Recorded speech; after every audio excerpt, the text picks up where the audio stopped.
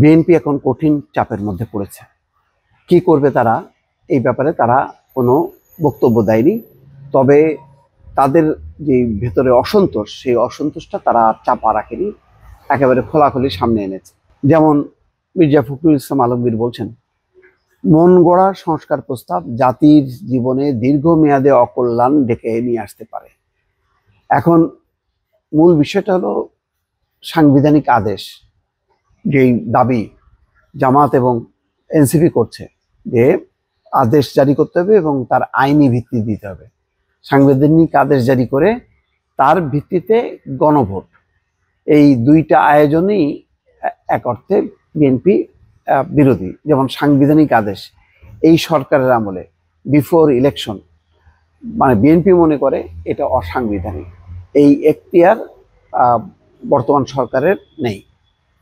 আর নির্বাচনের আগে গণভোট না, তার মানে নির্বাচনের দিন হইতে পারে, নির্বাচনের দিন হইলে নির্বাচনের পর নির্বাচিত সরকার বা পার্লামেন্ট সেটা বাস্তবায়ন করবে।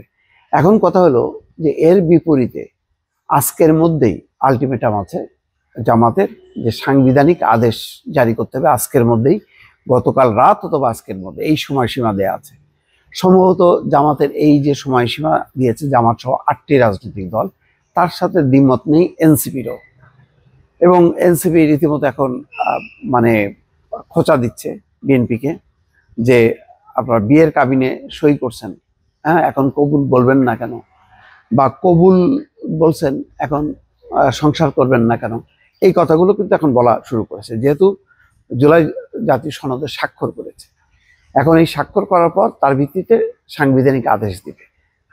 তো যেটা বিএনপির জন্য প্রবলেম হচ্ছে যে যদি সরকার এই সাংবিধানিক আদেশ দেয় এবং গণভোট ডিক্লেয়ার করে চাপের মুখে, তখন বিএনপি কি করবে, সেই কি করবে এই কোনো কথা নেই। তারা সংবাদ সম্মেলনে বলছে যে বিএনপি সহ বেশিরভাগ দল জুলাই সনদের অনেক অংশে ঐক্যমত্য পোষণ করেছে, কিন্তু যেসব বিষয়ে ভিন্নমত বা নোট অফ ডিসেন্সিয়তা উপেক্ষা করে নতুন অপ্রাসঙ্গিক বিষয় সংযোজন করে যে সুপারিশ করা হয়েছে তা অগ্রহণযোগ্য। বুঝলাম, এখন বিএনপির হাতে অপশনটা কি? অপশন কি আন্দোলন? যদি সরকার, সম্ভবত সরকার দৃঢ় প্রতিজ্ঞ যে তারা আজকে কালকের মধ্যেই, কালকে তারা উপদেষ্টা পরিষদ বৈঠক করেছে, আজকে কালকের মধ্যেই তারা এই ব্যাপারে সিদ্ধান্ত নেবে। যে সিদ্ধান্তই নিক না কেন, বিএনপির বিপরীতে গেলে বিএনপি কি করবে? যেমন জামাত সহ 8টা রাজনৈতিক দল আন্দোলনে আছে, বিএনপি কি আন্দোলনে যাবে? যদি আন্দোলনের নামে, তাহলে রাজপথে একদিকে জামাত আর একদিকে বিএনপি, তখন পরিস্থিতি কি হবে? তাহলে নির্বাচনের পরিবেশ কি থাকবে? এটা বলার অপেক্ষা রাখে না যে বিএনপি অনেক বিষয়ে অসন্তুষ্ট হলেও তারা রাজপথে কোনো আন্দোলন সমাবেশ এগুলি থেকে বিরত আছে, এই কারণে যে তারা মনে করে এগুলি যদি অনুষ্ঠিত হয় তাহলে নির্বাচনের পরিবেশ নষ্ট হবে, নির্বাচন পিছিয়ে যাবে। এই কারণে কিন্তু বিএনপি অনেক কিল হজম করতেছে, কিন্তু কোনো ব্যথা মুখ দিয়ে বের করছে না। কিন্তু যদি শেষ পর্যন্ত জামাতের দাবি, জামাত সহ 8টা রাজনৈতিক দল, এনসিপি, তাদের দাবি অনুযায়ী সরকার জুলাই সনদের আদেশ যদি ডিক্লেয়ার করে, আদেশ জারি করে, সাংবিধানিক আদেশ, আর গণভোটের সময় নির্ধারণ করে, বিএনপি কি হবে? বিএনপি কি কোণঠাসা হয়ে যাবে? বিএনপি এই অবস্থা থেকে কি সামনে আসার জন্য তারা প্রবল বেগে কোনো আন্দোলন কর্মসূচি দেবে? সেটা কি সম্ভব হবে? তাই যদি দেয় তাহলে ফেব্রুয়ারি মাসে নির্বাচন কি হবে? যেমন কালকে জামাত দেখলাম একটা ভিন্ন কৌশল নিচ্ছে। তার আগের দিন তারা বলছিল যে জাতীয় নির্বাচন পিছিয়ে যেতে পারে, আর জাতীয় নির্বাচনের চেয়ে এখন গুরুত্বপূর্ণ হলো গণভোট এবং সাংবিধানিক আদেশ জারি করা। তো জামাতের কাছে ওই নির্বাচনটা গুরুত্বপূর্ণ না বলে গত পরশু মনে হচ্ছিল, কিন্তু কালকে তারা বলছে যে ফেব্রুয়ারি মাসেই তারা নির্বাচন চায়, তার আগে জুলাই সনদ ঘোষণা করতে হবে এবং নভেম্বরের মধ্যে গণভোট আয়োজন করতে হবে।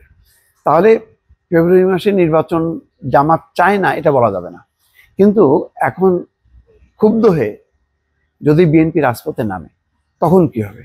তার ফয়সালা কি হবে? তখন কি সরকার একটা অজুহাত পাবে যে নির্বাচন পিছিয়ে দেয়? অনেকে বলছে যে সরকার এরকমই চাচ্ছিল যে 2-3টি রাজনৈতিক দলকে মুখোমুখি করার পর সরকার বলবে যে আমার কি করার আছে। এই অবস্থায় তো নির্বাচন হতে পারে না। তাহলে কি নির্বাচন পেছানো সরকারের ক্ষমতায় থাকার একটা কৌশল?